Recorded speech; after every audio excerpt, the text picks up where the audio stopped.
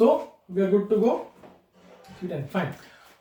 So a very good afternoon to all of you. I welcome all of you to the International Tax Academy by Manoj Naudiyal. Manoj Naudiyal is me.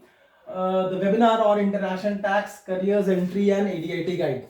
This webinar is being brought to you for the purpose of demystifying certain concepts, certain areas pertaining to international tax, as well as highlighting to you how you can enter into the field of international tax and giving you certain amount of awareness, information and knowledge about the ADIT route. Fine. So I hope by the end of this session, its expected duration would be 2 hours as I mentioned in the group, but it's a flexible one. Fine, depending upon the interaction level and depending upon the agenda, you can extend it or you can curtail it, we can reduce it. Fine. So by the end of this session, I hope you would have got an ample amount of awareness and information regarding the various aspects of international tax. For example, what exactly is international tax, the branches of international tax, the broad divisions of international tax, fine, the upcoming areas of international tax, the various career options that are available to the international tax professionals. Although I know all of you, majority of you are already working in the field of international tax, but I mean 1 or 2 minutes we can talk about that as well, various career options, and then the ADIT part. Right. So let me tell you a brief description about myself. My name is Manoj Naudiyal and I have an advanced LLM in international taxation from University of Leiden, Netherlands, which I completed in 2018-19. Prior to that, I have Master of Business Laws from National Law School, Bangalore, and Bachelor of Laws (LLB) from University of Delhi. I've been working. I've been practicing in the area of international tax for the last 7 years or so. I'm not an expert on international tax. Let me be very, very clear. I'm not an expert on international tax. I like to call myself a practitioner and a scholar. Right? So I practice and I write papers as well. My papers have been published in National Law School Journal as well as IBFD, International Bureau for Fiscal Documentation, TP Journal. So my articles have been published. So I'm a practitioner as well as a scholar. Fine. And for the last 2.5 years, I've been in this field of ADIT coaching as well. Fine. So I am an advisor consultant to the companies, as well as I take up classes for ADIT preparation as well, because teaching is my passion. I'll let you know what exactly is the cause why I like to teach, but teaching is my passion. And till date, I have had a live online teaching experience of 500 plus hours. Yeah, 500 plus hours of this sort of teaching, wherein I work with the material on the board. I interact with the students on a live basis. Students have been domestic as well as international, all across India. Then I have had students in the last 2.5 years from Sri Lanka, from Oman, Saudi Arabia, UAE, Mauritius, South Africa, and then even Thailand, then the number of countries. Truly has been a wonderful experience. I have learned many things from the students. Students have been seasoned professionals, freshers as well. Majority they have been CAs. Big Four professionals. Majority have been Big Four professionals. Work in the field of TP and as well as international tax. So all in all, it has been a very good experience. And as far as the results are concerned, results have been absolutely stupendous. Right from the first session, that is season, that is in December 2022, that was the first examination wherein I prepared the candidates for the ADIT examination. TP was 100% result, PIT was very close to 100%, and since then, December 2022 was the first sitting, then June 23 was the second sitting, then December 23 third sitting, then June 24 fourth sitting, and then December 24 fifth sitting. So 5 sittings we've covered, and the results have been very, very good. In fact, June 24 session results was very good. Out of 18 candidates, 16 had cleared. So TP is always very close to 100%. And PIT, as we'll discuss, you'll get to know, PIT is also, it's 85 plus, 85 plus. So results have been very, very good, and all credits due to the students. Very, very hard working in spite of their working schedules. They've come to the classes, they've interacted, and they've actually worked hard. ADIT will require you to work hard, right?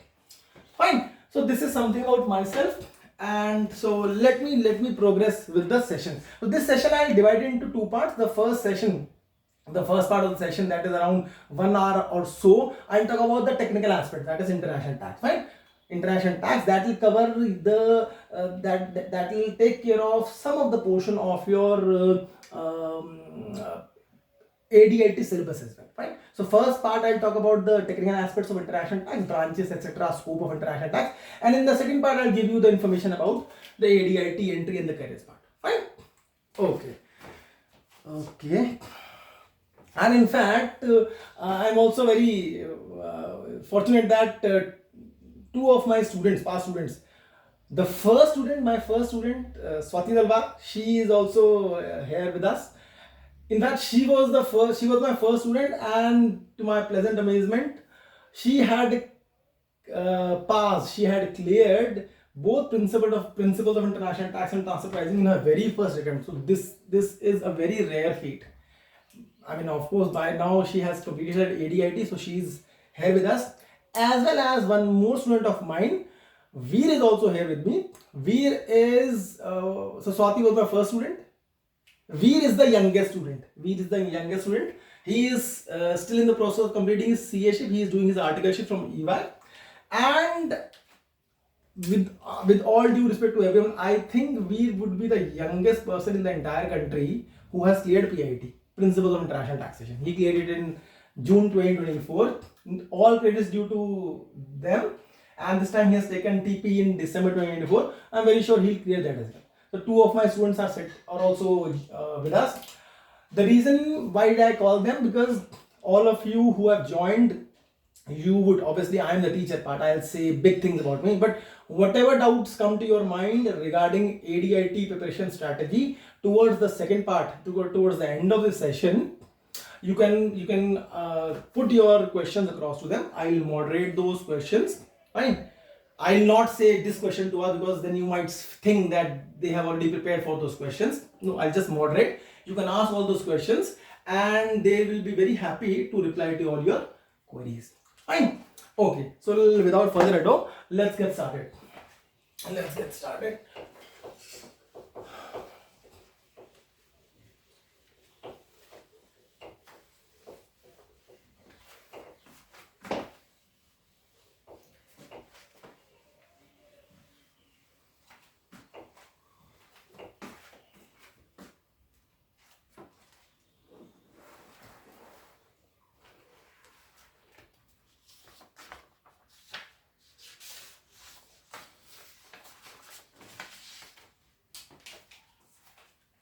So first part of the session, that is international tax, right? International tax.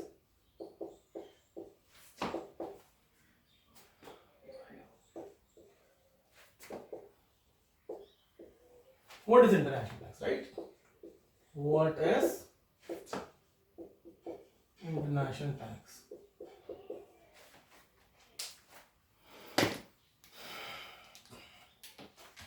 When we talk about international tax as such, international tax is an offshoot. International tax is an offshoot of international trade. International trade. So beginning is with international trade. Tax is an offshoot. So international trade, that is cross-border interaction, cross-border commercial transaction, cross-border commercial and financial transaction between different countries. So international trade, obviously how it is built up. International trade is made up of transactions. It is made up of transactions.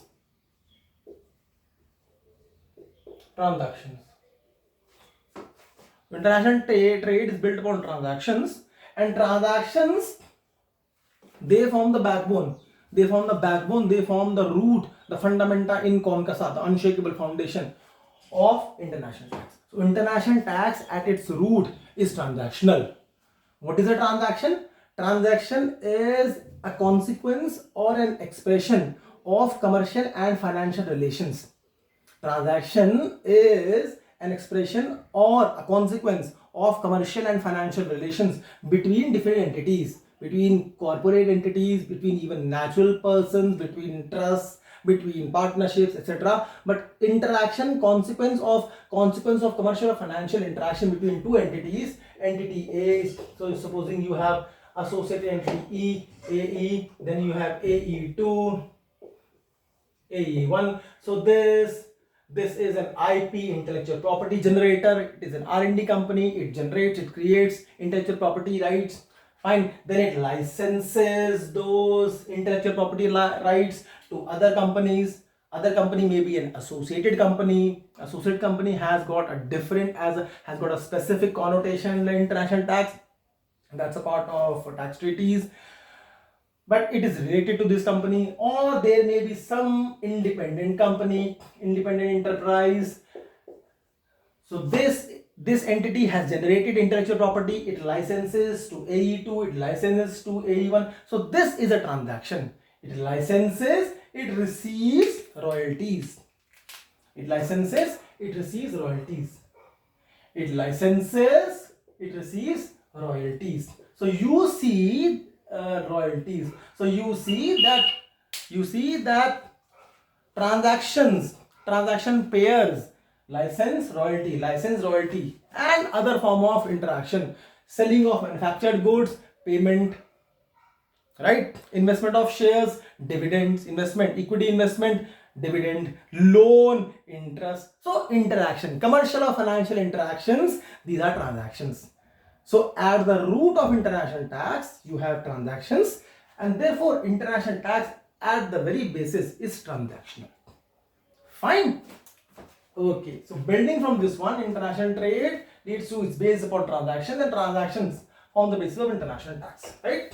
So let me draw that flow. Let me draw that chart now.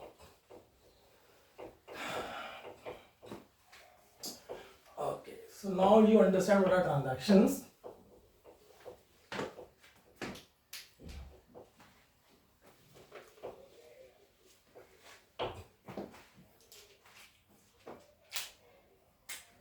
Because normally we are very used to on LinkedIn and other social media, majorly LinkedIn, we are very used to seeing posts and developments by OECD and sometimes by UN as well.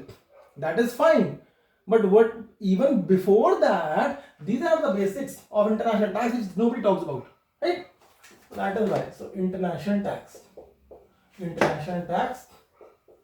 So I've already told you that international tax is transactional.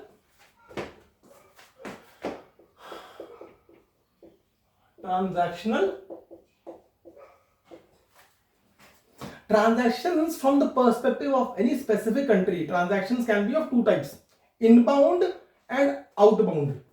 For example, if you talk about, say, for example, okay, you talk about US. US is a specific country.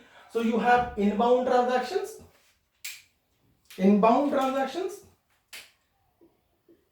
And then you have outbound transactions.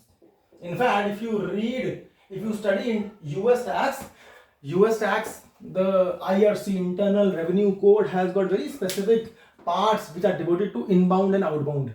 I had US international tax as one of my option papers in LLM.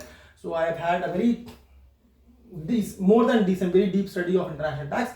So I know for sure that US tax law, as far as international tax is concerned, is built upon the inbound and outbound transaction, right? But not just for the purposes of the US. Any country, for that matter, say for example India. Even India, you can have.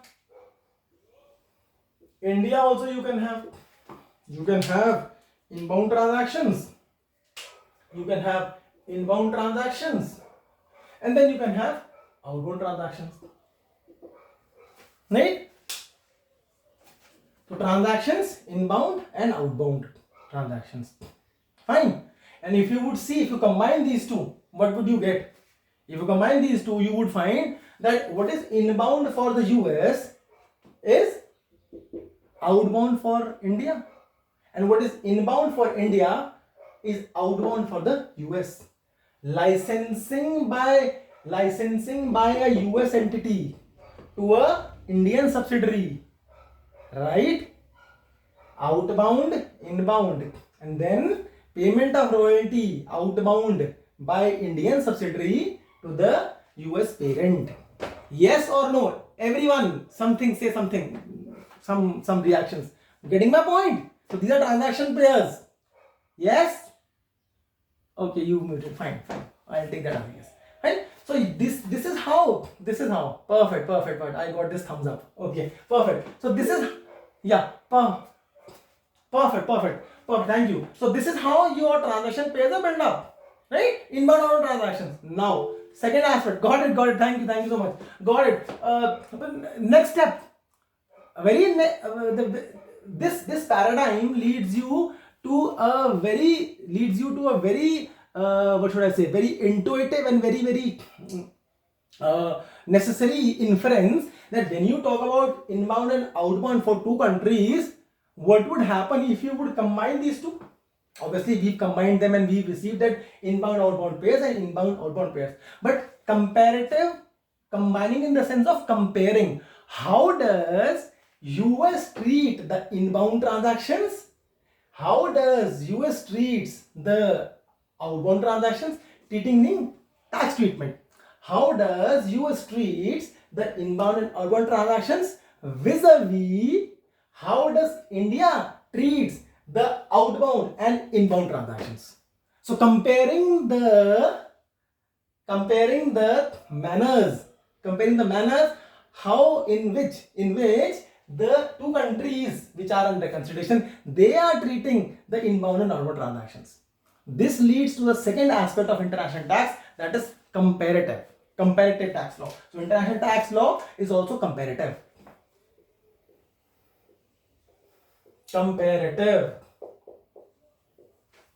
Transactional comparative, right? So how does US vis-a-vis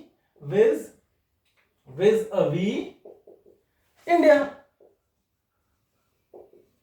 vis-a-vis UK, vis-a-vis UAE, vis-a-vis France, anything. The entire gamut of transactions compared from the perspective of every country, that leads to a comparative framework. Comparative tax law. This is also an aspect. This is also in the scope of international tax. Right? Thumbs up again. Got it? Yes. Third part.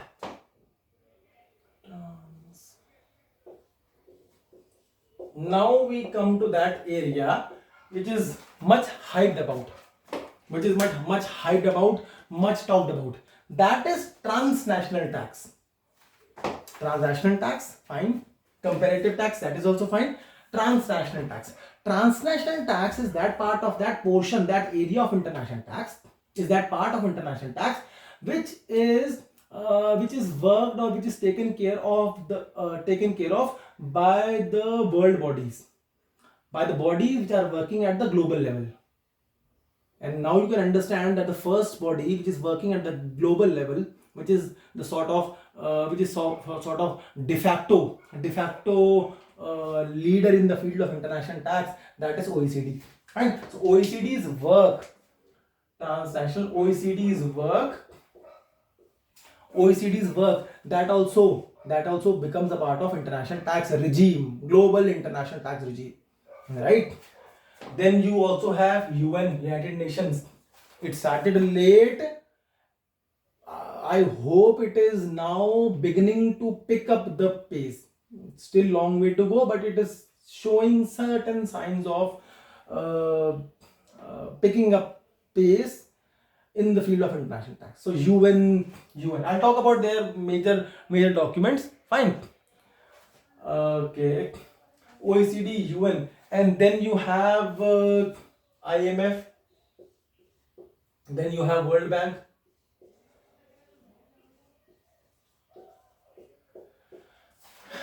IMF and World Bank. Fine. So you find that these bodies, they also create documents, they also create work, and that becomes a part of the international tax regime. OECD, if we talk about the OECD's work, OECD has been the de facto leader in the field of international tax even till date. Fine. And if I were to put a date or an year when OECD started working its magic in the field of international tax, then it would be 1963. 1963 onwards, 1963 was the year when OECD started, when OECD created its first draft model tax convention. Fine. So in 1963, OECD created its model tax convention, and then there has been no looking back since then. So at present, all the tax treaties across the world, they are majorly based upon the model tax convention of OECD. So tax treaties based upon OECD's work. Tax treaties, right? In addition to this, transfer pricing.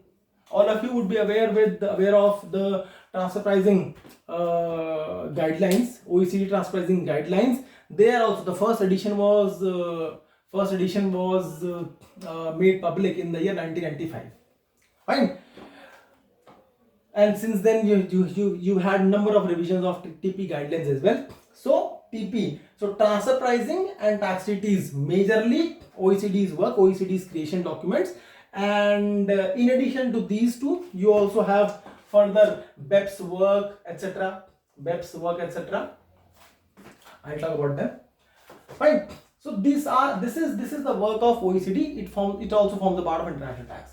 UN started late, but then UN, I don't know whether you know it or not, UN also has got a model tax convention, that is a framework for entering into tax treaties, that is prescribed or recommended for developing countries, because OECD is a grouping, OECD, Organization for Economic Cooperation and Development, it's a grouping of developed nations. It has the grouping of developed nations, right? UN majorly developing countries, so UN takes care of the issues and the concerns of developing countries as well. So UN has got a model tax convention. UN also has got a TP, transfer pricing guidelines as well. They are different, but broadly similar to OECD's work. Right? In addition to this, International Monetary Fund, World Bank, they are not very majorly into the field of international tax, because they focus mainly on the monetary aspects. But then yes, they also participate in the meetings of OECD. They also participate in the meetings of UN, and they come out with their analysis of papers, for example, Pillar 2, etc. So this entire forms the bulk of your transnational tax. So this is your international tax. This is your international tax.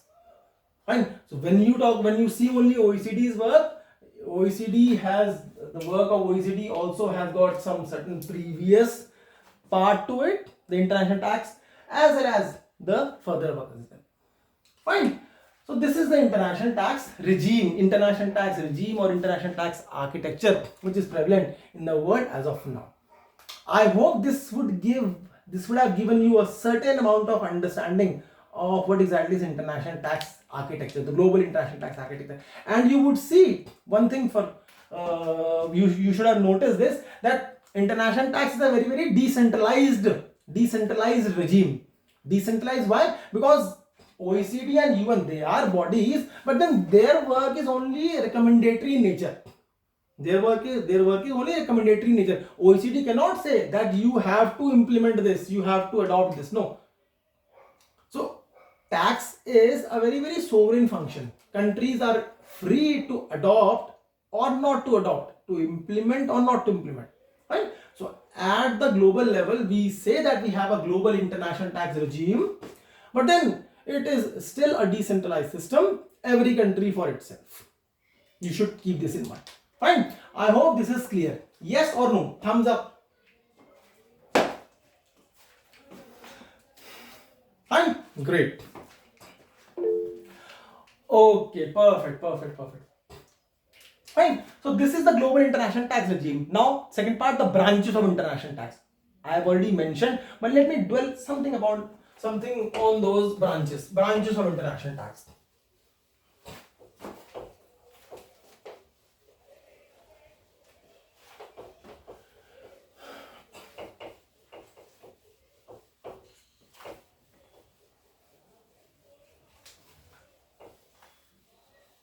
See, as of now,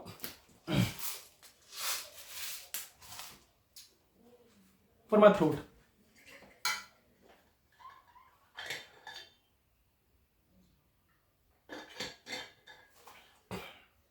branches of international tax.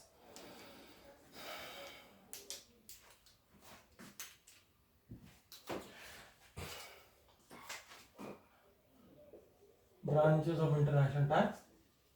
Branches of international tax. See, even till date there are two broad branches. Even till date there are two broad branches of international tax.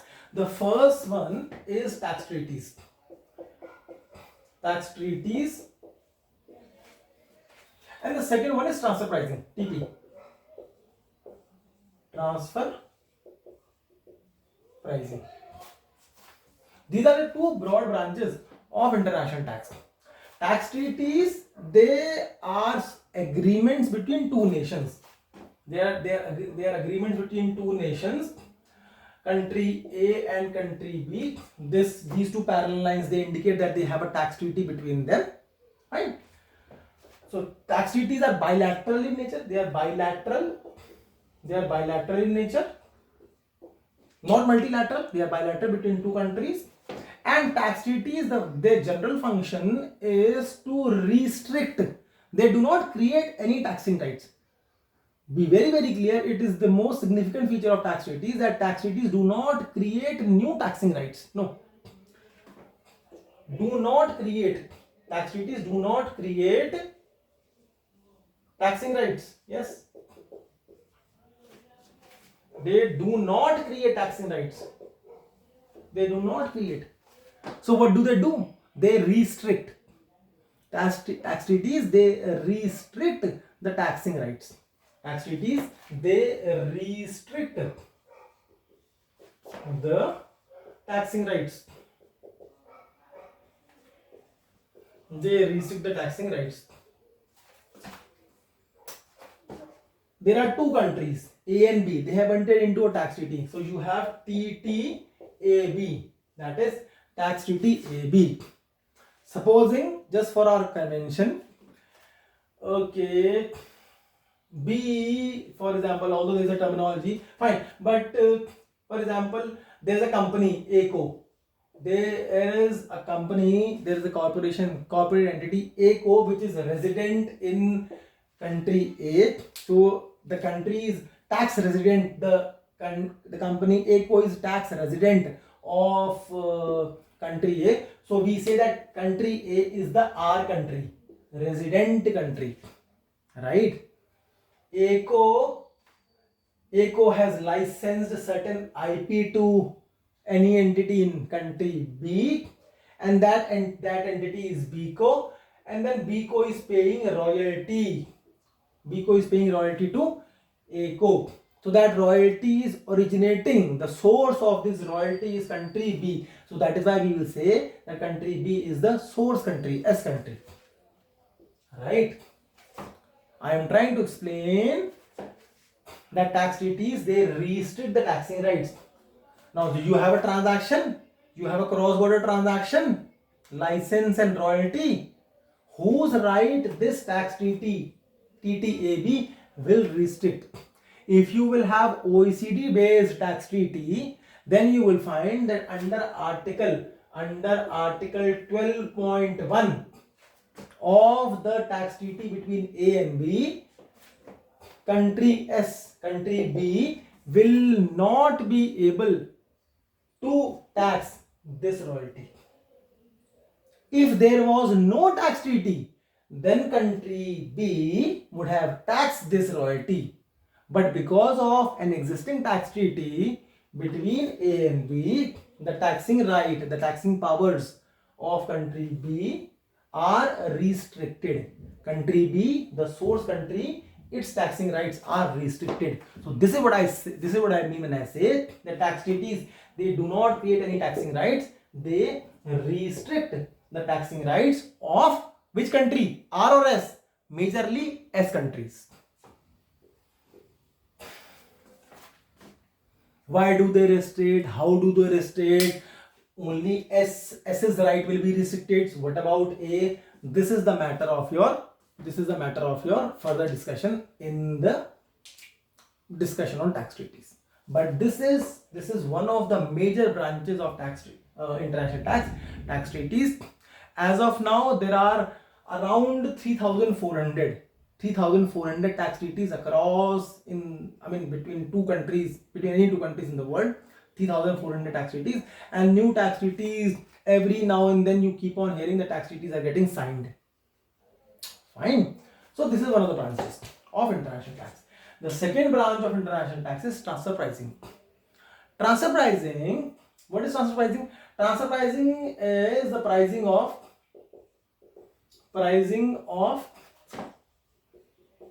intra-MNE group transactions. Intra-MNE group transactions. Very simple, 6 words. Pricing of intra-MNE group transactions. 1, 2, 3, 4, 5, 6. 6 words. Pricing of intra-MNE group transactions. But it's a technical definition. Pricing of intra meaning within. MNE group. What is a MNE group? Multinational enterprise. MNE. MNE group. What is a MNE group? MNE group is a group of associated companies that has business establishments in multiple jurisdictions. Example, Google. Google is a MNE group because Google Group has got business establishments in multiple jurisdictions, multiple countries. For example, Google USA, Google UK, Google Luxembourg, Google France, Google India. And all these are related, all these are associated. Why they are associated? Because they are all part of the Google group. Google USA is the parent. So this entire Google tree, Google USA, UK, India, France, Germany, etc., this is a MNE group. Group of associated companies with business establishments in multiple jurisdictions, right? MNE group. MNE group. So you have Google USA, you have Google USA, Google India, Google UK, Google France, and this is the MNE group. MNE group, Google group, right? Transfer pricing is pricing. Pricing is putting a monetary value on the transactions. Transaction we've already seen. Pricing, putting a monetary value on what? On intra-MNE group transactions. MNE group, intra-MNE group. So it means transactions have to occur between Google USA and Google India, Google USA and Google UK, Google UK and Google France, and so on. So transfer pricing deals with the pricing of these transactions. Transfer pricing deals with the pricing of these transactions. Pricing of intra-MNE group transactions. This is transfer pricing.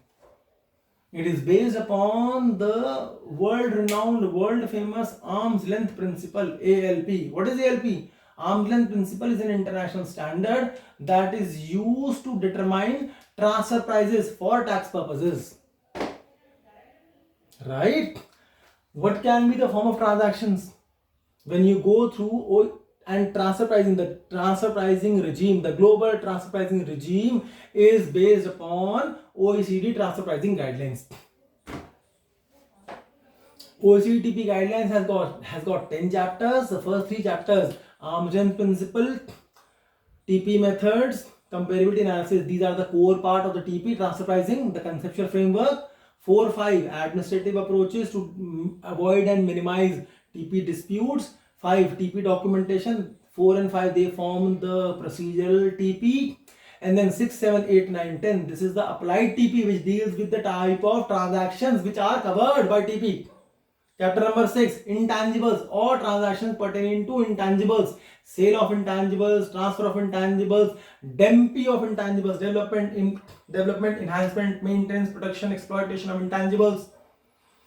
Sale of goods which embed intangibles, transfer of intangibles in isolation or in combination with each other. Chapter number 6, intangibles. Valuation of intangibles, how do you put a value on the intangibles?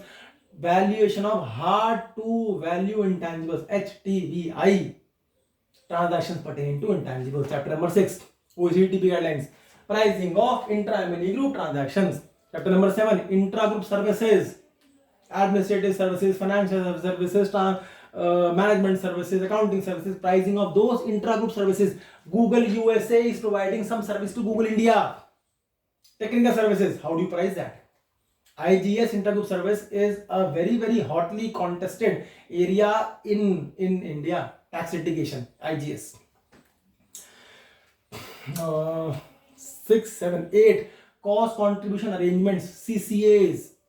Companies, M&E groups, M&Es, they pool in their resources, they create majorly intangibles. CCAs, cost contribution arrangements, transactions pertaining to cost contribution arrangements. 9, business restructurings, transfer pricing, aspects of business restructuring. How do you structure the company? Sort of mergers, company cross-border arrangement. Two companies, they merge. There was a manufacturing entity in country. There was a manufacturing entity in country B. Now this manufacturing entity has been shut off. Its functions are transferred to some other entity. Business has been restructured. Transfer pricing, aspects of business restructurings. Right? 9. Chapter number 10, newly added in 2022, was released in 2020, but then it was added in 2022. Financial transactions, intra-group financial transaction, treasury functions, intra-group loans, cash pooling, hedging, financial guarantees, captive insurance, reinsurance transactions. So pricing of intra-M&E group transactions is the domain of transfer pricing. These are the two verticals or branches of international tax, right? Transfer pricing is based upon Article 9 of the OECD Model Tax Convention. So in a sense, entire transfer pricing that I talked about is a part of Article 9 of your OECD Model Tax Convention. As of now, these are the two broad branches of international tax. Since 2017-2018, because in 2013 OECD had started the BEPS project, base erosion and profit shifting project, to minimize BEPS rather. BEPS 1 ran from 2013 till 2015, reports were released, and then after 2017 you had OECD Model Tax Convention, you had PP guidelines, and then further work continued. Since 2019 onwards, OECD has been further working on BEPS, and the current work of Pillar 1, Pillar 2, that is an offshoot of your BEPS work, especially Action Plan 1. So Pillar 1, that is your what? Amount A and amount B, and Pillar 2, Global Minimum Tax, Globe Regime, that is the new emerging third branch of your international tax, in my opinion. So Pillar 1 and Pillar 2. But in my opinion, and as well as in the opinion of other professionals, whatever I've been observing for past 2, 3, 4 years, Pillar 1 has become almost static. Although OECD has come out with some amount B framework, amount B guidelines, but if you see how many countries have actually come forward to implement amount B, hardly 2, 3. Amount is almost lying stationary. I'll not say dead, almost stationary. Pillar 2 is seeing the entire focus for the last 2 years or so. Global anti-base erosion rules, globe rules. Pillar 2 is globe. You have different rules. You have IIR, income inclusion rule. You have UTPR. These two are the major basic two rules of Pillar 2. In addition to these, you have QDMTT, Qualified Domestic Minimum Top Up Tax, and then you also have STTR, Subject to Tax Rule. So, I mean, I don't want to overwhelm you, but then as of now, these are the two well-established branches of international tax treaties and transfer pricing, and this is the emerging branch. Pillar 2, many countries, UK, Singapore, Netherlands, Belgium, Thailand, Indonesia, Australia, many countries have enacted their Pillar 2 Globe Minimum Tax rules in their domestic legislation. Those rules are based upon the OECD provided framework. But recently, Mr. Trump has taken over the presidency of USA, And on the very first day of taking the oath of the presidential office, the office of Mr. Trump came out with a statement which said very clearly that OECD has, the new Trump administration, the new US administration is withdrawing the support from OECD for the new tax regime. Although they have not mentioned Pillar 2 or Pillar 1 or so on, but then extraterritorial taxation, this is what is mentioned. So as of now, the future of this branch is not very certain. And to be very, very honest, Pillar 2 is very complex. Very complex. Compliance burden will be huge, and I really do not think that developing countries will be able to implement and operate and execute this Pillar 2. But these are the branches of international tax. So by this, we have seen what is international tax. It is transactional, inbound, outbound, comparative taxation, transnational tax, OECD, UN, IMF, World Bank, the branches of international tax, tax treaties, transfer pricing, as well as the emerging branch of Pillar 1, Pillar 2, BEPS, whose future is, it's not very clear what is going to happen in the times to come. All in all, this international tax is a very dynamic area to be in. There are not, although people say that they work in the field of international tax, but it requires a lot of intellectual efforts and a lot of hard work. But then you need to keep yourself abreast of the happenings. But then it's very interesting. So this concludes the first part of your webinar, wherein we had discussed we've discussed certain portions of your international tax. Fine. So I believe we can now move over to the second part of the webinar, that is how can you enter the field of international tax, the entry part. Fine. Can I have some thumbs up? Is this fine till now? Fine, great. Okay.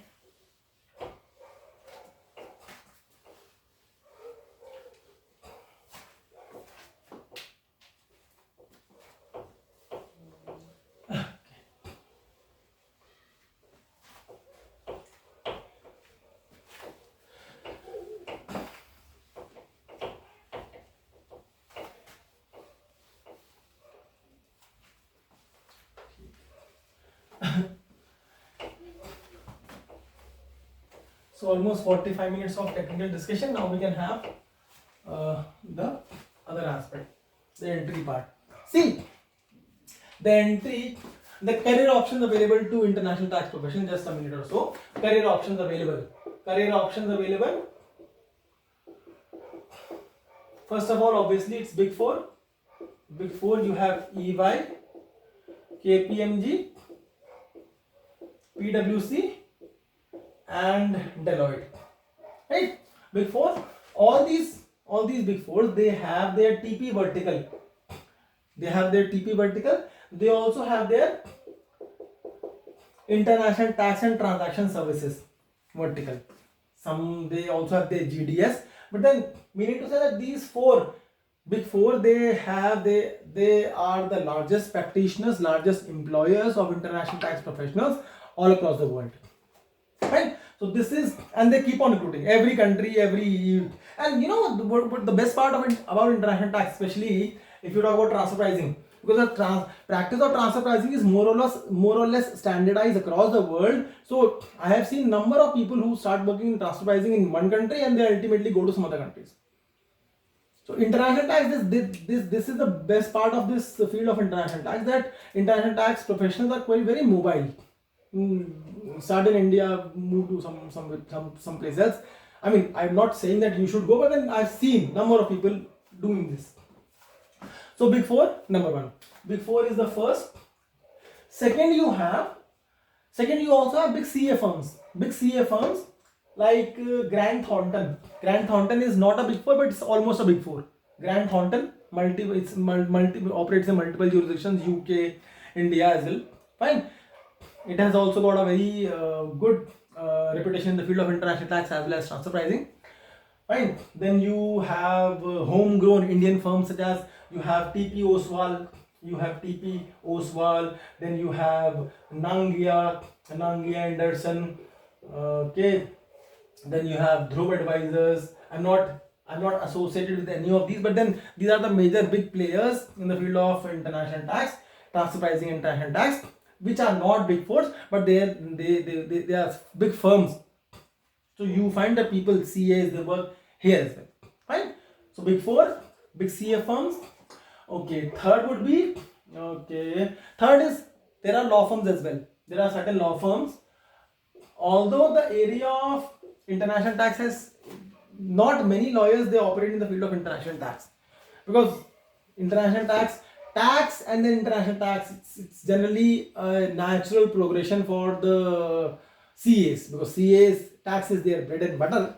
So international tax is also their bread and butter, but with all due respect to all the CAs, this is not so, especially as far as the Indian scenario is concerned. You would find that in India, majority of professionals, they are CAs. Majority of professionals who are working in the field of international tax, they are CAs. Transfer pricing, almost 100% CAs. If you go to US, you find economists, PhD, MA economists, they are working in the field of transfer pricing.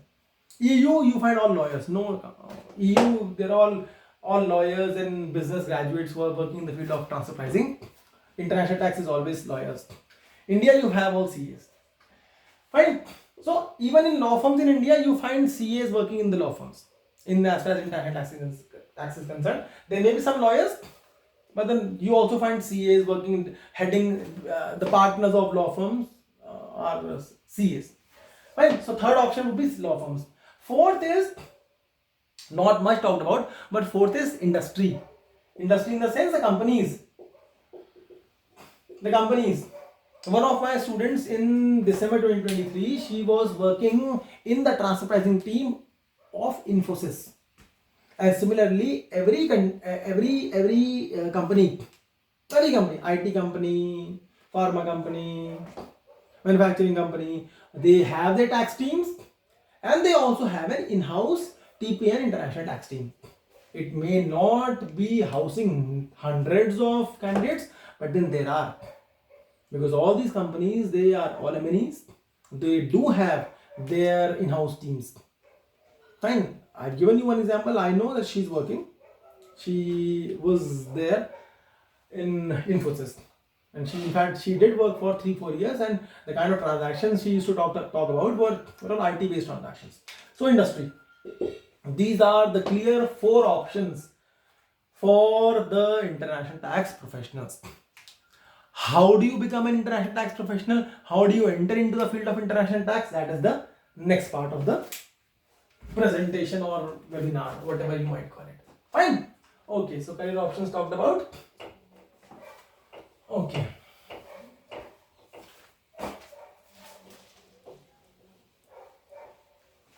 Entry part, right?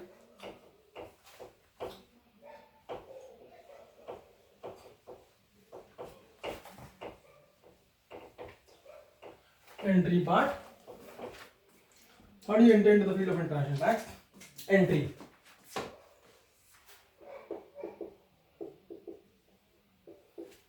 Entry into the field of international tax. I'll give you, and I'll be as objective as possible, right?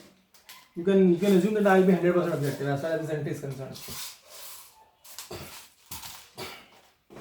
First entry part, first entry route. First entry route, obviously, that is available to everyone. You self-study. Every material that I have talked about, OECD TP guidelines, OECD Model Tax Convention, UN Model Tax Convention, UNTP guidelines, and other OECD documents, they are available. I can share them with you. They are available in the public domain. Nothing secret about international tax. Obviously, there are books by publishers. You have to buy them, and then those books are very costly. But then the basic documents, the source documents, OECD documents, UN documents, the source documents are all available for free in the public domain. You start reading them. And when you start reading them, obviously you require competence. But the point is, it's very difficult. It's not that easy.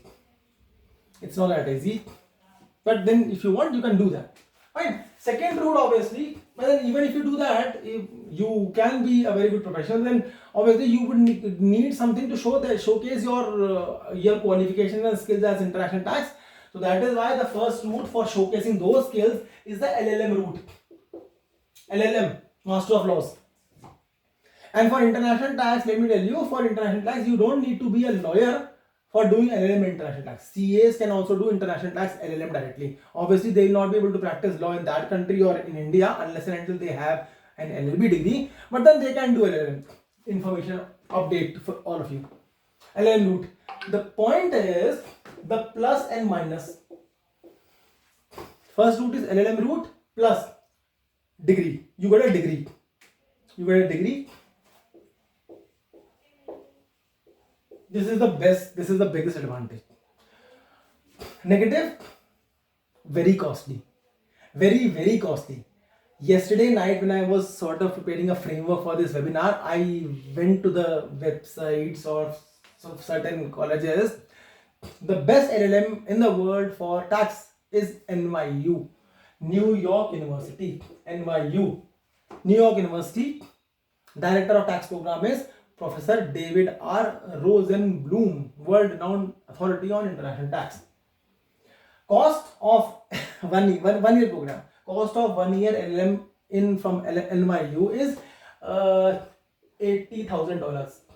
The tuition fees is $80,000, and because it is New York, one of the costliest cities in the world, you can easily add $80,000 for living expenses. So it will be at least what, $150K US dollars.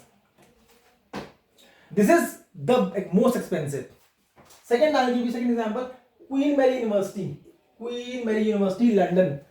Tuition fees £29,000. £1, 108 rupees. Do the math. Only tuition fees. University of Amsterdam, 28,000 euros. Tuition fees. Do the math. Vienna University, 18,000 euros. Do the math. Point is, LLM is at least 30 lakh plus. 30 lakh plus the opportunity cost, because it's a full-time program. You have to go there and do there. You have to go there, live there and do. So you'll have to leave your jobs. So add 1 year of opportunity cost as well, because majority of the students who had registered and who are present, I think they are all working professionals. So 1 year of opportunity cost plus upward of 25-30 lakh minimum. This is the cost of LLM. This is the biggest disadvantage of this LLM. And let me tell you, I have had students from LLM as well. I had one student from QMUL, Queen Mary University. He had done his LLB from Jindal Global, and then he had done his LLM from QMUL, and he was coming to me. After attending my class, he told me, sir, we did not do anything in LLM. Right? We did not do anything in LLM. What you taught was completely out of the world. Plus and minus of the LLM program. Fine. I did LLM from University of Leiden, one of the best universities. I spent 32 lakhs from my own pocket, my savings. I did this because when I went for my LLM in 2018, ADIT was beginning to pick up pace, and frankly speaking, nobody was teaching in ADIT like this, like I teach. Fine. I did. But then when I went there, I thought it's not worth it. But one of the advantages of LLM is, in addition to degree, there can be certain number of people who have that academic bent. One of the other advantages of LLM is, because you get a degree, if you want, you can further do a PhD as well. ADIT will not help you to do a PhD. You will be required to have an LLM if you want to do a PhD. And then if you want to go into academia, teaching, that route is for LLM. This is the second advantage. You can do a PhD as well if you want. Fine. I told you I'll be as objective as possible. So disadvantages: cost, time, opportunity cost, advantage, degree and PhD. Right? And even after doing LLM, getting a job in EU and UK and even USA is not that easy. This guy actually came back. He's in India. I have come back. LLM route, fine. Second route. In the last few years, that is why, probably because of these advantages and because of the kind of the student population, the candidate population who has been in this area of international tax, majorly CAs, working professionals. Probably this is one of the reasons why ADIT route has really come up in a big manner in the last few years. So second route is ADIT route. Second route is ADIT route, and all these things are verifiable. You can verify if you want from the website. I have named the universities. You can check their fees, right? Okay, so second route is ADIT route. ADIT route. Now let me tell you. Okay, fine. So it is exactly 1 hour that we start, and exactly I am dot on schedule. So I am dot on schedule. So now let me talk about the ADIT route. ADIT route. Advanced Diploma in International Taxation. I am not paid by the body which has made, which runs ADIT program, ADIT certification. That body is CIOT, Chartered Institute of Taxation.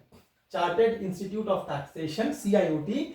CIOT is a London, UK based professional body of tax professionals.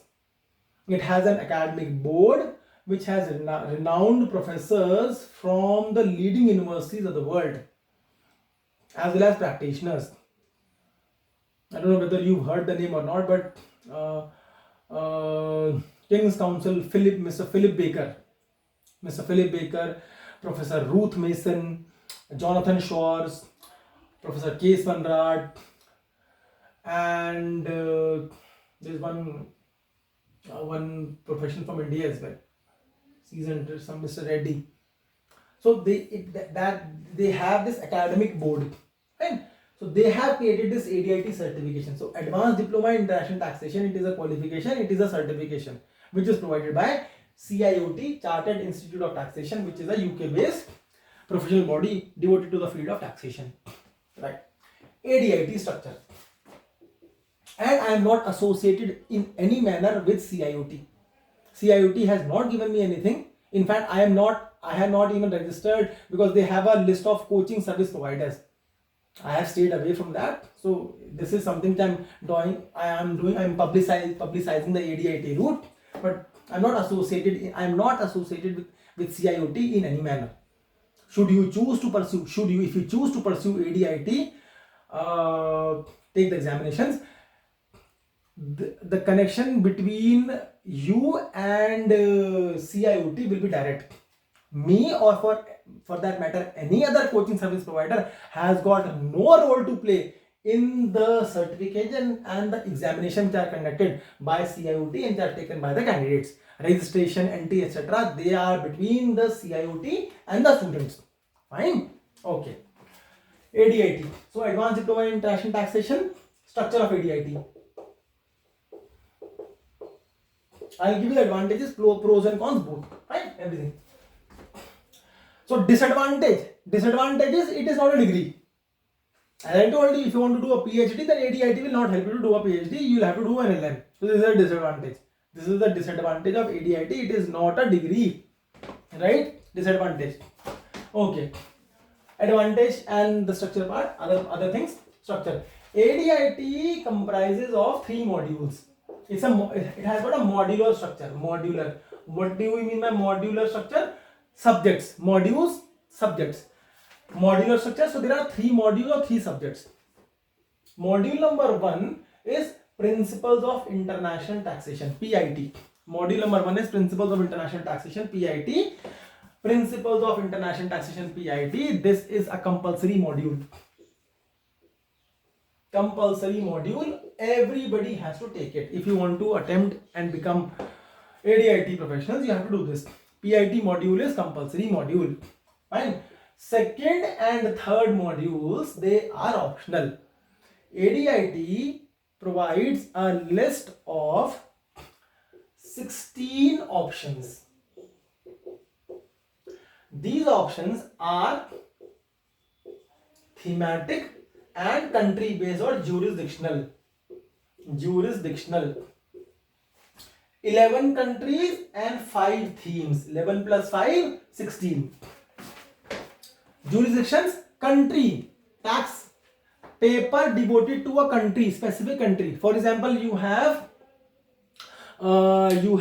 China, you have India, you have Ireland, you have UK, you have USA, you have Cyprus, you have Malta. Fine. And you have South Africa as well. South Africa country, and then there will be other options. You can, I have shared ADIT prospectus and ADIT syllabus 2025 latest in the group. Fine. So this information, if you want to read the brochure, you can get this information from brochure as well. I am presenting to you in a summarized form. Right. So list of 11 jurisdictions is available in the optional. Thematic, theme based. First is transfer pricing, second is banking, third is energy resources, then you have EU direct tax and EU VAT. 5 theme. So 11 plus 5 16. Fine. This is compulsory PIT. Second and third can be optional, but in my 2.5 years of experience and generally speaking, I do not think anybody would be worthy of calling himself or herself an international tax professional who does not take, understand and qualify transfer pricing. So for me, and this is what I tell to my students, for me even transfer pricing is compulsory. I take transfer pricing, although it is optional, second and third are optional, but for me transfer pricing is compulsory. So this is compulsory. This I say that it should be taken, so that is why it is compulsory. Third is your choice. You can take any of the 4 themes or 11 jurisdictions, anyone. Or if you want, you can skip the third paper and you can write a paper in the sense like extended essay, LLM dissertation, extended essay option, extended essay, 15,000 to 20,000 words. You have to get the topic approved in advance and then you can write the paper, LLM paper, like dissertation, right? So this is the structure of the ADIT. ADIT is not paper pen based. It is conducted in an online fashion. It is conducted in an online environment. So it means you can take ADIT anywhere across the world. Every paper is of 3 hours 15 minutes. Exams are delivered using Exam 4 software. I haven't seen this because I'm not the student of ADIT, but my students have told me Exam 4 it's much like simple word processing, like MS Word, Notepad, simple software. You have to type in your answers and then you have to submit at the end of 3 hours and 15 minutes. Right? So it means, because it is an online examination, it is not MCQ based, it is subjective. You have to write. So you need to have a decent level of English. You need to have a decent style of presentation. So presentation, typing speed, organization of the answers, logical presentation are a must. It's not that not like university examinations in India. What is this? What is that? Questions are analytical, focused. They are a factual, hypothetical situation would be created in tax treaties examination as well as transfer pricing, and then you have to apply the understanding that you've gathered, and then you have to solve. Fine. So typing speed, I think 40 is minimum. 40 plus should be the case. 40 plus words per minute at least. This is the bare minimum. You should have a 40 plus typing speed. Right? Okay. PIT. If I talk little bit about the individual exams, right? let me give you a brief understanding of these individual examinations as well.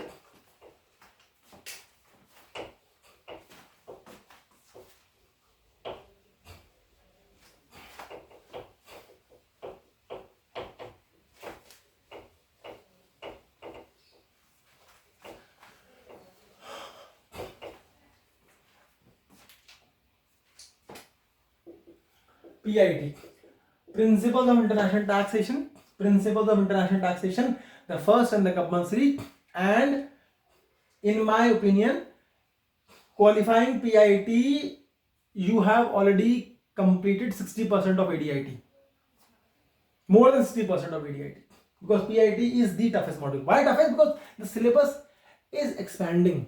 Syllabus is extremely vast, so much so that I can very safely say that whatever university LLM programs you might want to explore, go to their websites, explore the programs. They also have their syllabus, what would they cover in the entire LLM.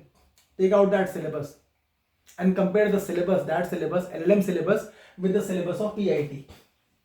Just one paper, and then let me know which is of a greater magnitude. Extremely vast syllabus, but it is doable, obviously, because it's a paper. People do qualify. Every session, see, ADIT examinations are held twice every year, June and then December, 3 days, June, December, June, December, June, December, fine. PIT, typical PIT results in every sitting, June or December, it is 35 to 40%. PIT results 35 to 40%. TP results 55 to 60%. And the third optional which I advise my students is energy resources. Energy resources. There is a specific reason why I do so. 80% plus pass percentage. 80% plus. Fine. PIT syllabus is extremely vast, and what is happening every year, CIOT releases the syllabus for the next year. For example, 2025 has started. The syllabus for 2025 June and 2025 December was released in November end last year. That syllabus I have shared in the group. For 2026, the syllabus will be released in November or December 2025. And every year what I am seeing is that ADIT guys, they are expanding their syllabus. They are increasing their syllabus. So PIT is becoming tougher and tougher by each passing day. So one sincere suggestion or advice, whatever you might call it, to every one of those present here and who would see this video when I'll post it on YouTube as well. If you have any remote intention of qualifying ADIT, do it ASAP. ASAP, as soon as possible. You keep on lingering, I'll do this time, that time, this time, that time. It is going like this. Because see, it's ultimate demand and supply. They also know that ADIT is becoming popular. So they have to, if every Tom, Dick and Harry, pardon me using these words, if every Tom, Dick and Harry acquires ADIT qualification, what is the use? What is the value of that ADIT qualification? ADIT is recognized across the world. 120 countries recognize this ADIT qualification, and all of you are Big Four. Many of you would be working Big Four. If you say that I am a ADIT qualified guy, then just notice what is the difference between in the perception of the people around you. So ADIT has got a certain amount of reputation, which is quite high and it is increasing. So they don't want to sully it. So that is why they are making it tougher. As the number of students increase, they start making it tougher. If you want to qualify, if you want to do ADIT, do it as soon as possible. My suggestion to everyone. Right? So PIT is extremely vast. Entire tax treaties, BEPS, developments, pillar 1, pillar 2, etc. etc. And this time around, the syllabus has been made more vast. Further increased. But not to worry. There are strategies by which we can qualify. We can take care as well. And second is transfer pricing. Transfer pricing is much more organized compared to PIT, Principles of International Taxation. It is based majorly upon transfer pricing guidelines, OECD, TPG. Right? PIT and TP, why do I say? See, I told you that transfer pricing is a very big vertical and major amount of job opportunities do exist in transfer pricing. But as far as ADIT is concerned, there is one more advantage of taking TP as the second option. When you look at the syllabus of PIT, you can do that. It's on page number 10, I think, of the syllabus. If you look at the syllabus of PIT, you find that 20% of the syllabus of PIT is TP. And when you look at the syllabus of TP, you find that portions of PIT are a part of TP. So when you prepare PIT and when you prepare TP together, both of them get prepared. This is the strategic advantage of taking up TP in addition to the natural advantage. Fine. PIT and TP.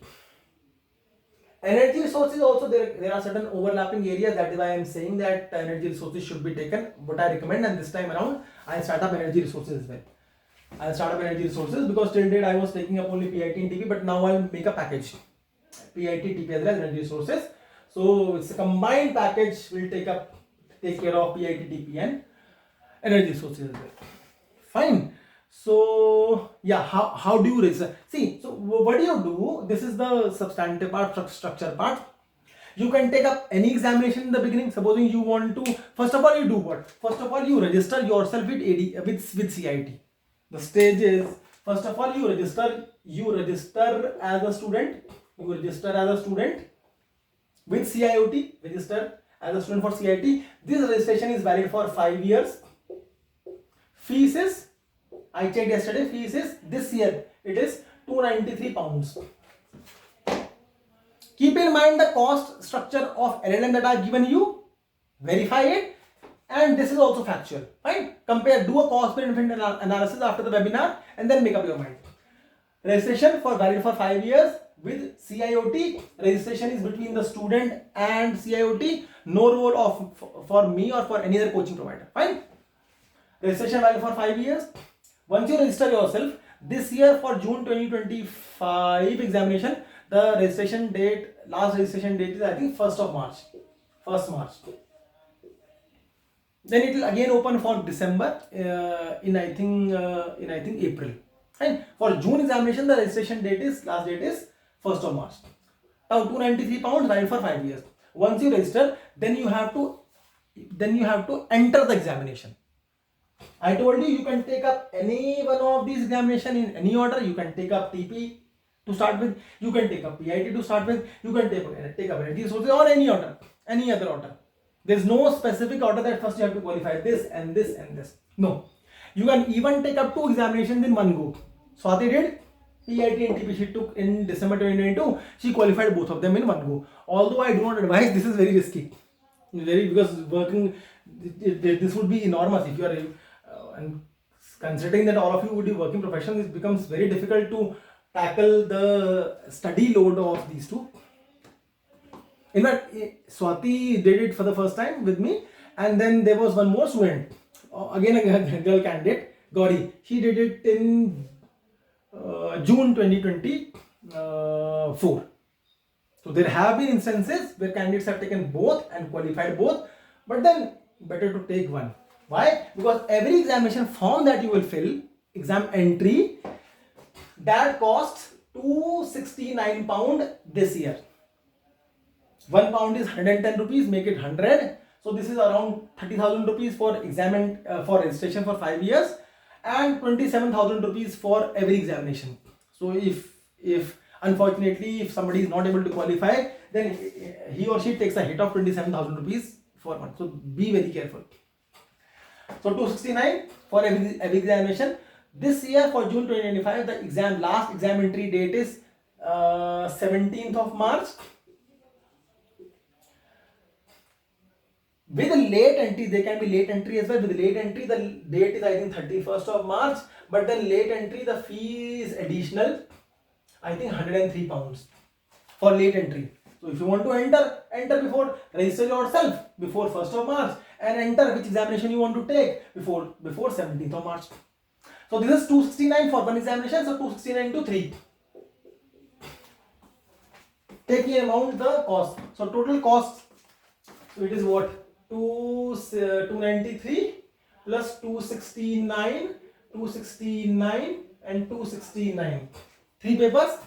Assuming all of you will qualify in the first go.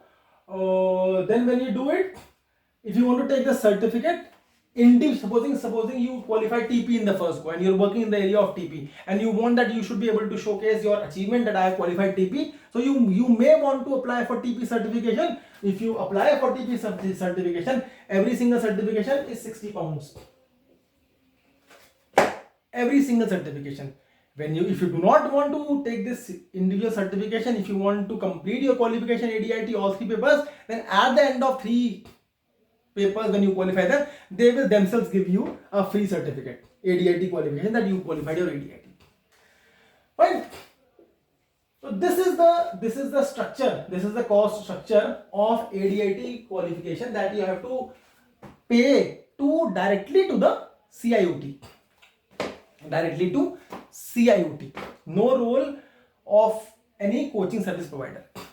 Fine. Now, I've told you what is this. I've given you the syllabus, I've given you the structure. Fine. I've also told you that the material which are the fundamental documents, they are available easily, freely available, and if you want you can prepare them, because ADIT has got a website in which they publish their past year papers, so you can check them. But then it's next to impossible to prepare for these papers and on your own. So you have to take care of coaching service providers. So if you look at what Tolly, because it's a UK based organization, so Tolly is the most famous UK based body that provides ADIT coaching services. I'll share that Tolly document also with you with that one PDF document. So what I found out was, I think for PIT their fees, I think that maximum fees, PIT their fees was, I think 3k pounds plus VAT, approximately 3k pounds plus VAT, and then TP it was, I think 3.4k thousand plus VAT. VAT was around 500 pounds. This is Tolly. Then you have PwC Academy Slovakia. They take about 1750 euros for every subject. Right? I think in India you have Taxman, they have an association with Tolly. Taxman, I think their program for every subject that starts with, I think, around 50,000, around 48 something, for around 50,000, around 50,000 50,000 rupees for every subject. Fine. As far as I am concerned, I take up PIT, TP, and this year I will take up energy resources as well. I am in the process of working out a deal, we'll say. And let me be very, very honest with you. My proposition, considering the kind of this session and as well as my YouTube channel, the videos which are available, because this is how I teach. I'll give you a deal, I'll give you a value-based proposition that will beat every one of these propositions. Fine. And in fact, I did not say this in the beginning, but one of the chief motives of me conducting this sort of a session was to give you a flavor of international tax and the method of teaching on the board. Because even in my LLM as well as other webinars that I've seen, people use PowerPoint. PowerPoint is for presentation, it's not for teaching. I mean, it's a very famous saying that for teaching those who use PowerPoint, with all due respect to everyone, but it's a saying, it's not my saying.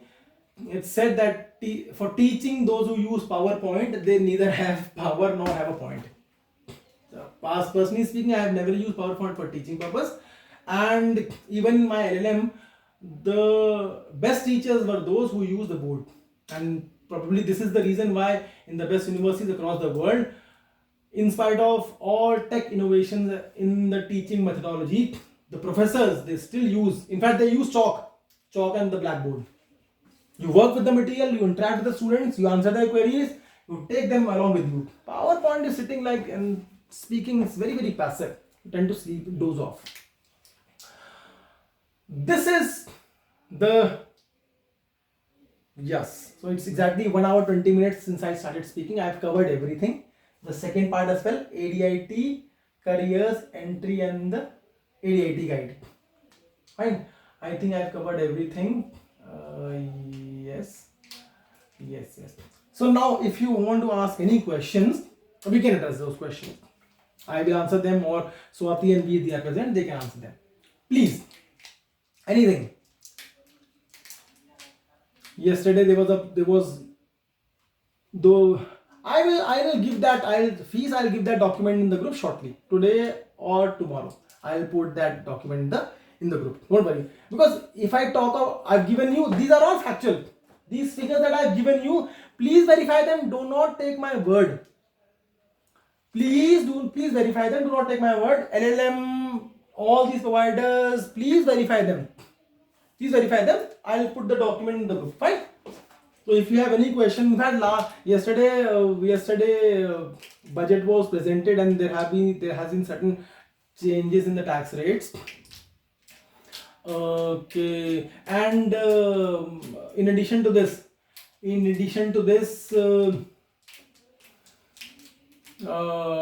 Madam Finance Minister, she is also saying that she'll be soon presenting a new income tax act. So I'll be very delighted if international tax provisions are made streamlined, because there are a number of flaws as well as the international tax and TP regime in the Indian income tax is concerned. Let's see. Increasing typing speed. My typing speed is 40 plus. And I write papers, etc. My 40 plus. But then I have the LLM. I'm not doing ADIT. There are certain softwares. Google them. You will get the softwares. There are some free versions as well. Yeah, there are certain softwares you can use, and it will take around 15-20 days, 1 month or so. 1 month you'll start feeling the difference. Ideal amount required to prepare. See, again, I told you there have been candidates who have prepared examinations, who have taken both the examinations in one go and they've qualified. And I have also seen candidates who have been taking up examination year after year, but they are not able to. TP, as far as I am concerned, my TP result is close to 100%, right from the first year, close to 100% TP. PIT, I told you, it's 80 plus. Because PIT is a different ballgame. You have to have a different strategy for PIT from TP. Right? So there is, ADIT says that for every optional 200 hours, but then that's very general. You have to find your you have to find your own speed in the classes, because what I do, I take up PIT, I take up around 65, 66, 67 hours for PIT. My package is what? PIT last year, it was 66 hours of coaching in the class. TP was 60 hours. Right? And energy sources I'll take up around say 20 hours. So how much? 65, 60, 125, 20. Approximately 150 hours. Check how much others would be providing and how do they teach. Totally, I think it's 30 hours PowerPoint based. Nobody, in fact, again, not bragging, but nobody teaches international tax in this fashion. I had, in fact, this time around, I have a student from Oman, seasoned professional. She's with the Omani Investment Authority. She has already taken from PwC Slovakia, PwC Academy, and she was literally cursing them. I will not name others as well, but I have had other students from other students curse other service providers as well. And please let me know if others curse me. No, I don't think so. So do your homework. I have given you all the data that is required. As far as the only fee is, I have given you the coaching hours. The only thing which is remaining is the fees. I will give you a value which will be better than this value as well, even the Indian value. because I think this would go upwards of two something, etc. Okay? So I'll give you a very good value proposition. Veer as a or Swati, are you there? Yes, I'm there. Swati, as someone who has qualified PIT and TP in the very first attempt, do you want to say something? Or if NSC, this is simply an impromptu question. Anyone is free to ask any question from Swati. She is sitting here for the entire. In fact, link was generated by her.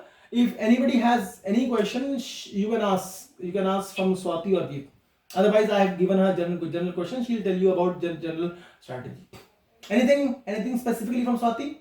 She's a tax lawyer. She has her own law firm. Qualified PIT TP in December 2022. Energy Resources in June 2023. Her story is present on ADIT website. Swati, please share that link also. Right? You can do that after that. Yeah, sure, I'll do that. Thank you. Yeah. So Swati, yes, a few words from you. Prior experience is required in international tax. Swati, just address this query. So, I would say I have been already working before I started pursuing ADIT. However, even if you are a fresher having no knowledge of international taxation, so if you are taking the classes from sir, then he actually takes up classes from the basics, okay? So it's not that he assumes that I am teaching professionals or only the working professionals in the area of TP and international taxation. So, yeah, even if you prefer self-study, studying from OECD, if I talk of my experience, I just tried doing it by self-study. So once I opened the OECD recommended text by CIOT in the ADIT syllabus, so I couldn't understand the language. It was too boring, and also I couldn't schedule up. Had I preferred studying myself from OECD, even though I was practicing, I wouldn't have able to really manage the syllabus, because as I said, content and syllabus is quite vast. When you talk of PIT and TP as well, it's manageable. However, it's quite vast. Nothing is impossible. To put in, nothing is impossible. It's very vast. Yes. Please go ahead. Please go ahead. So you need not worry if you're a fresher, trying to venture into this area of international taxation. You can actually manage doing ADIT, both subjects, PIT and TP, depending upon how many hours of work you devote for studying. And your conceptual clarity is very important, because all the questions are case study based. It's not like theoretical, what is this, what is that, what is P, nothing like that. So we need to catch up in the case studies, what all concepts are covered. Absolutely. Like questions if I talk of the questions which do come up in the exam, is like in transfer pricing, you will feel like you are actually attending a client case. Excellent, exactly. It's not like you are attempting the exam, so you need to be that careful, and that's the practical approach which they have during the exam sessions. And entire ADIT course, even if I talk of energy resources module that I opted, that is also case study based. It's nothing theoretical, and it's secondly, I would like to add, if you're opting for energy resources module, that actually really helped me appearing for energy resources module after clearing my TP and PIT exam. Yes. Because I adopted an interdisciplinary approach for this exam. It covered the concepts of TP and PIT as well. So it really helped me out and really saved my time and efforts referring to the common areas which I already studied in these two exams. You have to strategize. This is the point. What she means is you have to strategize. You have to see, because going simply, it's a battle. You have to crack. You're all working. You have to crack, and you have to maximize your gains, making your efforts as efficient as possible. So those areas that are common. How do you do that? This and then so forth. This is actually very important. And one thing, in fact, Swati has mentioned, I forgot that. See, PIT, TP, and all the examination. PIT, TP. If you look at the syllabus, I have shared the syllabus. PIT and TP syllabus, at the end of the syllabus of PIT and TP, you will find a list of permitted texts, books, suggested books. So first is permitted text. Permitted text. Now, what is a permitted text? Permitted text, specific, right? Permitted text is a text which is permitted, which is you are allowed, which is permitted by CIOT, that you can use this book in the actual examination as well. You can, it's an open book examination. Fine. So for PIT, see, this is OECD Model Tax Convention. This is half, actually, this is the second part. So OECD Model Tax Convention, this is a permitted text. You can take a printout, you can take the permission, and you can use it. So OECD MTC is a permitted text, transfer pricing guideline is a permitted text, UN MTC is also a permitted text. So as far as study material is concerned, I'll share all those PDFs with you. You take the printout, and my focus in the class is to teach the permitted text, to teach the students from the permitted. I'm not using some derived text. So in addition to playing the concept in the class, you actually learn how to read and how to analyze the text in the class itself. Nobody does that. Again, please verify. Please verify. So IT from the text, this is the OECD MTC, this is the OECD TP guidelines. Again, half. So you also learn to read these books. Otherwise, reading these books, as Swati was saying, on your own, it is fine. Swati, can go ahead. So I'm just reading the question. Are 3 months enough to clear all 3 exams if someone is not working? See, sorry to interrupt, Swati. I think I could take up this question. Yeah, sure. So I think I myself am the best example of who didn't have any prior experience in international tax and yet cleared the PIT in the very first time. Just to give a context, he's my student. He is doing his articleship. He's completed his CA intermediate in November 2023. Last year he started his articleship. So it's 1 year he's completed his articleship in EY, and he has cleared his PIT in June 2024. This time he has taken up TP, and he'll 100% clear his TP as well. TP results are coming over February 20th. Yeah, please go ahead.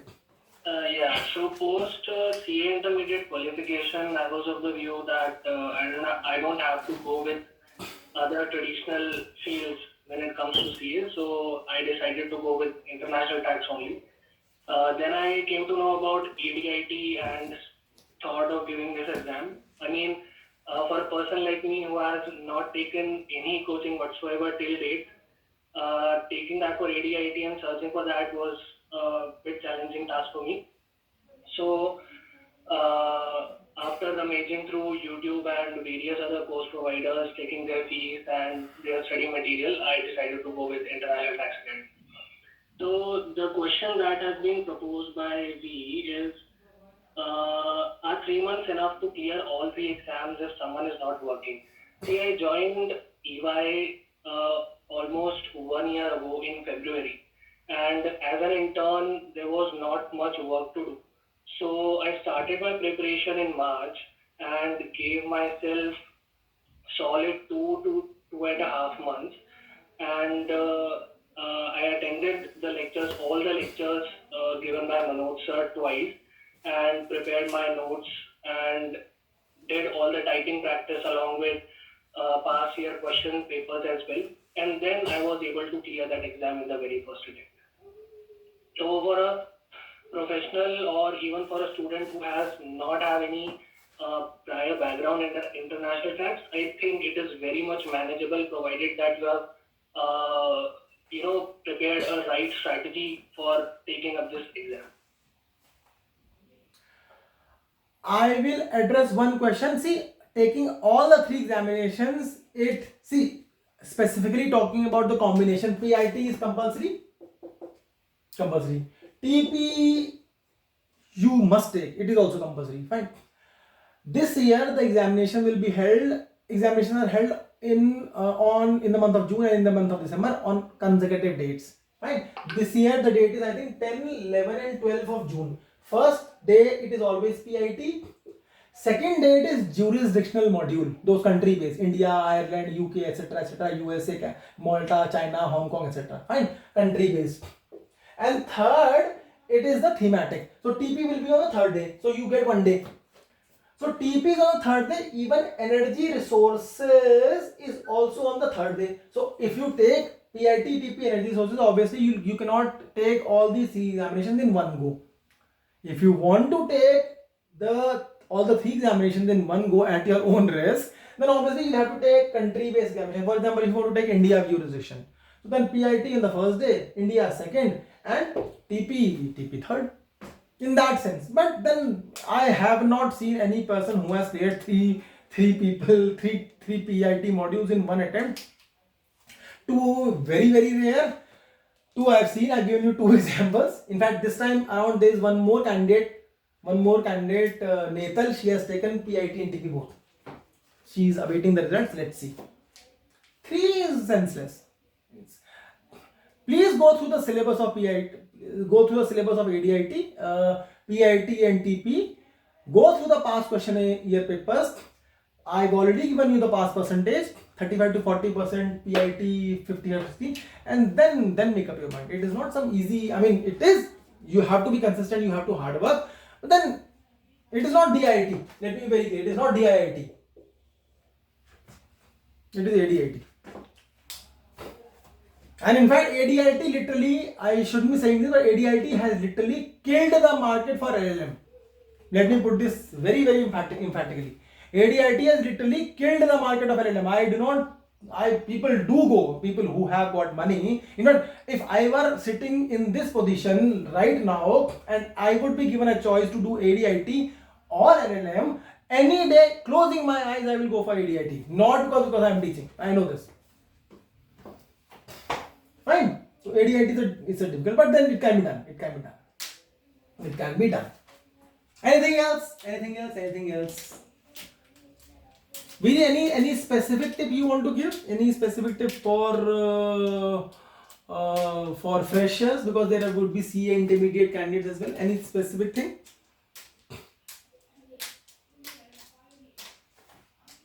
Hello. Yes, please. Anything specific you want to say? So when it comes to how do you practice for the exams? Because see, teaching is fine. I've taught, you understood, but then ultimately the actual practicing on the laptop. Do you think that is important?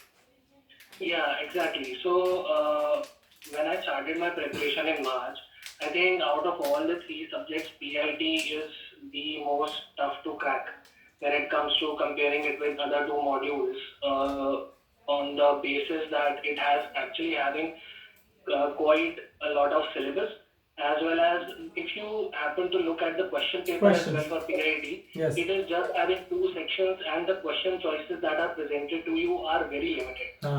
So it becomes, it is of utmost importance if you rightly strategize for this exam and devote some good hours for this paper, both in terms of attending the lectures and self-studying, along with improving your typing speed on your laptop, whatever it is, your personal or that is a must.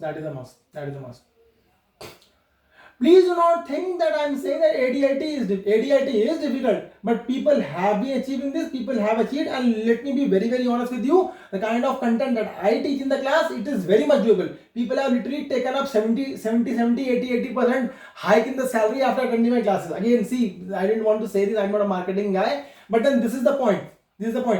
But even if you have to slog in, then ultimately the cost benefit analysis, what exactly are you getting? Because ADIT is sort of what, as I told you, global recognition. It's something which is worth doing, and something which is worth doing, that has to be difficult. If something is easy, then everybody will do it. Yes. Anything else? Greetings from the Ghana. Please, what is the tuition fees? I will give you. As I told you, I will give you a detailed breakup of the content of every subject, the hours for the subject in the document. Fine. I'll do that. Swati, anything extra? Anything you want to say? Which specific area was your favorite while you were preparing for TP? It adds value when you are a CA. It's like CA and then ADIT here. Huge amount of value. Raksha, don't take my word for it. Ask yourself. Just you would have a network. Just ask them, your seniors. What if I do ADIT? Huge amount of value addition.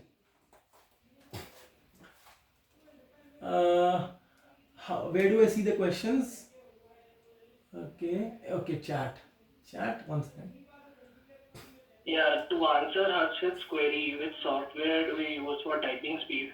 So what happens is if you register for the exam, I think 1 month prior to the exam date, they'll provide you the link to install the Examco software in your laptop. Yes.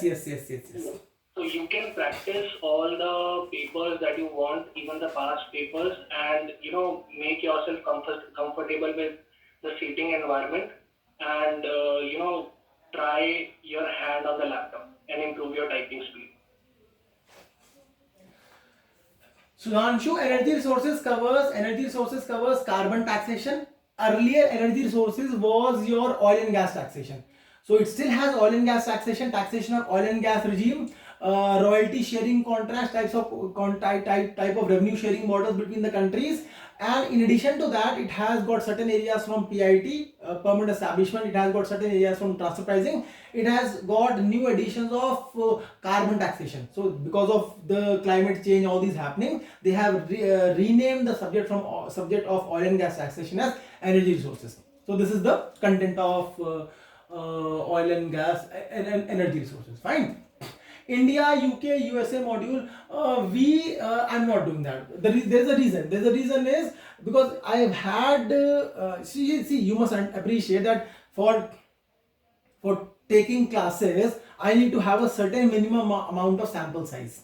Right? So if there would be 1 or 2 students for USA is very close to my heart, and I'm a very keen, ardent student of US based taxation. Globe, just to give you information, this globe model, this globe and pillar 2, it was based upon TCJA, Tax Cuts and Jobs Act, which was enacted by Donald Trump when he was the president in the first term in 2017 December. He had enacted BEAT, Base Erosion and Anti-Avoidance Tax, GILTI, Global Intangible Low Tax Income. OECD simply lifts whatever US does and they initiate the reforms, and everybody has to follow. I'm a very keen student of US Act. But who would I teach? There would be one student here, one student next year. It's not possible. So that is why I do not take up India, USA and UK module. Energy resources is something wherein you can have a very good package deal. There are synergies between the subjects. That is why. Plus the results are also good and number of students are doing. Okay. I don't see any structured books to reference. Raksha, any structured books to reference? Yes. This is the problem. There are no books as such, and unless and until you acquire, Raksha, I'll just read out your question. Very good question. Raksha is saying, I was just going through the syllabus of ADIT. I do not see any structured books to reference except for permitted text. Are the permitted text only resources that need to be studied? Yes. Say for example, I'll give you 10 more books. Klaus Vogel Double Tax Convention, Jonathan Shor's Double Tax Convention, Philip Baker Double Tax Convention. If you do not read the permitted text, that is the fundamental documents, OECD Model Tax Convention and transparency guidelines, no matter whatever you read, you will not be able to qualify. It will be very, or rather I should say, it will be very difficult to qualify ADIT. Because ADIT examination, because even those documents, those books that are referred, those books are also based upon the permitted documents, are also based, because permitted documents, MTC and TPG, they are the fundamental documents of international tax. So you as an international tax professional, you need to have a very strong grip over these documents. This is the basic point. This is my USP. I do not refer to any other documents I do not refer to any other books which are thousands of rupees. I simply say free documents, take the printout and then let us read. It is for your life. As long as you will be in the field of international tax, you will remember that, because this is something which will be with you for the rest of your life. Yes, this is very good, very important question. Makes sense. Yes, it makes sense. Sudhanshu. ADIT certificate validity, it's valid in 120 countries of the world. You say that ADIT, I have that this ADIT certification. Go to the employer. If you have, they'll say, okay, ADIT will simply certify that you have a very high level of skills in the field of international tax. If you have specific module TP, then you have a very high level of skill validation in the field of TP, and accordingly somebody who's a CA and somebody who's a CA plus TP or ADIT, he will be hired, he or she will be hired. At least if I will be the employer, I will hire them. Now this is the simplest certificate. And when you will prepare for ADIT, when you will qualify that subject specific, you will yourself see what is the level of addition. Okay. Okay, I think we've answered all the questions, right? Okay, fine. It is exactly what it is. It's almost 2 hours. So I think we can now call it a day, right? We can call it a day. And yes, you have to be strong at the fundamentals. This is the point. Nobody will tell you this. Taxman is 48,000 for every starting 48,000 for every paper. Ask them from where they are teaching. Will they teach you how to read and apply MTC and TPG? Ask them. Fine. Then make your mind. Because I'll be starting classes around after 2 weeks. I plan to start classes around 15th of Feb. There are 2 weeks. With all this information that I've given to you, they would be recorded, because online they would be recorded. You would be given the access to the classes, right? So I will give all these technical details, etc. But now with this kind of information, the only thing that is remaining from my side is the fees part. I'll bug that out. I'll give that in a day or two, and I think we can now call it a day. So thank you so much for every single participant who was there and who was with us, who have already left, and would not have been possible without your participation. And a huge round of applause for all of you, especially Swati and Veer. Thank you for chipping in, my team, and even Vaishali. So thank you so much for every bit of support that you gave, and wish you all the very best in your ADIT journey, and have a very good evening. Right? Thank you so much. Thank you. Take care.